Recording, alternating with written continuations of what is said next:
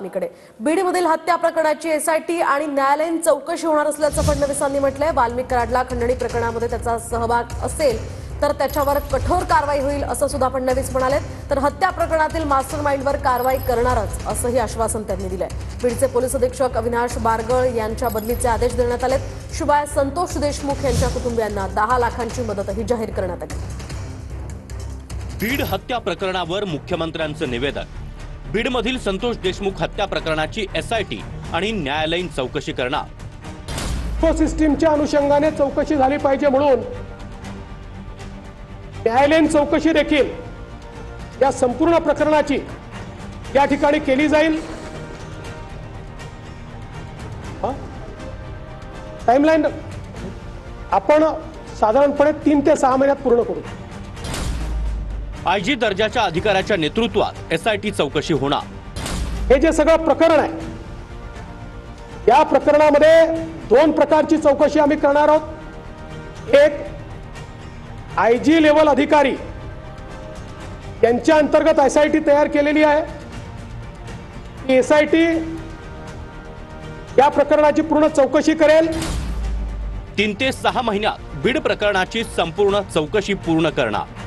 आपण साधारणपणे 3 ते 6 महिन्यात पूर्ण करू। बीडमधील खंडणी प्रकरणामध्ये वाल्मिक कराडवर कारवाई होणार। या गुन्ह्यामध्ये एका गुन्ह्यात तर त्याचा पुरावा दिसतोच आहे, त्याच्यावर कारवाई होणारच आहे। पण याही गुन्ह्यामध्ये जर वाल्मिक कराड बद्दलचे पुरावे असतील तर तो कोण आहे, कुठल्या पक्षाचा आहे, कोणाकोणासोबत फोटो आहे, सगळ्यांसोबतच आहे। आमच्यासोबत आहे, यांच्यासोबत आहे, पवार साहेबांसोबत आहे, सगळ्यांसोबत आहे। कोणासोबत फोटो आहे याचा विचार न करता कारवाई केली जाईल। बीड हत्या प्रकरणात वाल्मिक कराडचा सहभाग असल्यास कारवाई केली जाणार। बीड हत्या प्रकरणात जो कोणी मास्टरमाइंड त्यावर कारवाई केली जाणार। बीड हत्या प्रकरणात बीडचे पोलीस अधीक्षक अविनाश बारगळ यांच्या बदलीचे आदेश। त्या संपूर्ण प्रकरणाची गंभीरता आणि त्यासोबत या ठिकाणी जी प्रकरणं बाहेर येत आहे या सगळ्या प्रकरणांमध्ये कुठेतरी पोलीस प्रशासनाची कुचराई दिसत असल्यामुळे बीडच्या एसपींना ट्रान्सफर करण्याचा निर्णय हा या ठिकाणी मी घेतलेला आहे। संतोष देशमुखांच्या कुटुंबाला 10 लाख रुपयांची मदत। स्वर्गीय संतोष देशमुख जे आहेत त्यांच्यासारखा एक युवा सरपंच, तर म्हणजे मी मगाशी देखील बोललो, कोणाच्या युवाचं मोल आपण पैशाने करू शकत नाही, तथापि एक छोटीशी मदत म्हणून त्यांच्या परिवाराला 10 लाख रुपयाची मदत ही राज्य सरकारच्या वतीनं करण्यात येईल। बीड जिल्ह्यात गुन्हा करणाऱ्यांची पाळमुळं नष्ट करणार। आरोपींवर मोक्का अंतर्गत कारवाई करणार। गुन्हेगारांविरुद्ध मोहीम हाती घेणार।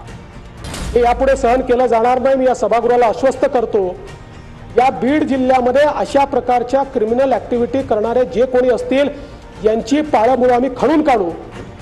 आणि यांच्यावर तर मी सांगितलेलं आहे, कारण सगळ्यांवर गुन्हे आहेत, त्यामुळे 302 वगैरे सगळं तर लागेलच, पण सोबत यांच्या सोबत काम करणारे जेवढे लोक आहेत वेगवेगळ्या गुन्ह्यांमध्ये हे सगळे एकत्रितपणे मकोकाच्या गुन्ह्याला पात्र होतात। त्यामुळे यांच्यावर मकोका देखील या ठिकाणी लावण्यात येईल।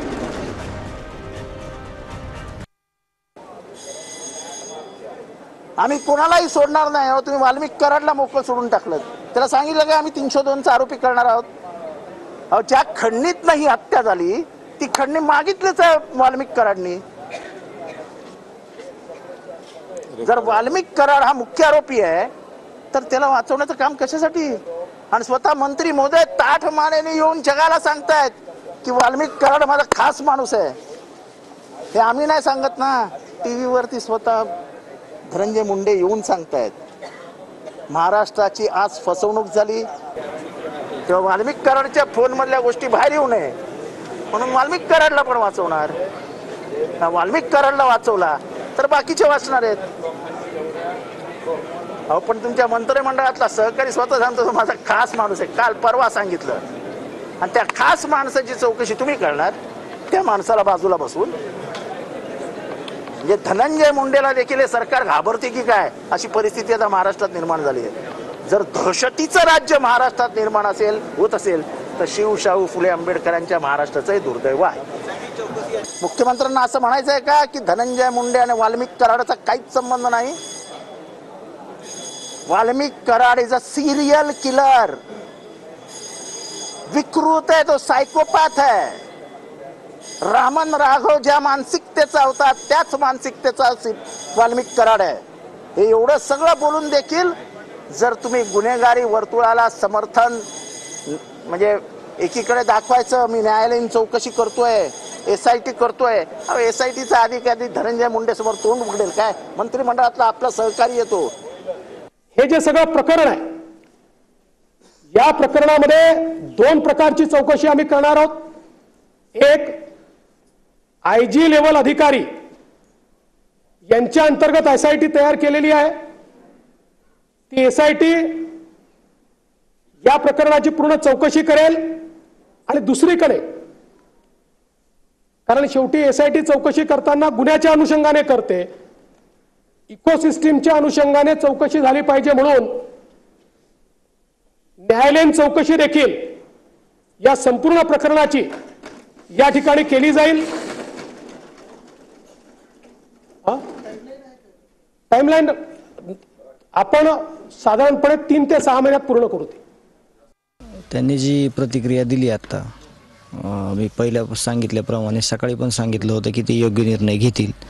मला अपेक्षित एक आहे की आता उद्या आमचा 13वीचा विधी आहे, तर उद्या संध्याकाळपर्यंत हे आरोपी पहिले जेरबंद करावेत असं माझी अशी इच्छा आहे. आणि ते पकडलेच पाहिजेत. त्यांनी सगळ्यांना आश्वस्त केलेलं आहे सभागृहाला, त्याप्रमाणे सगळ्यांना.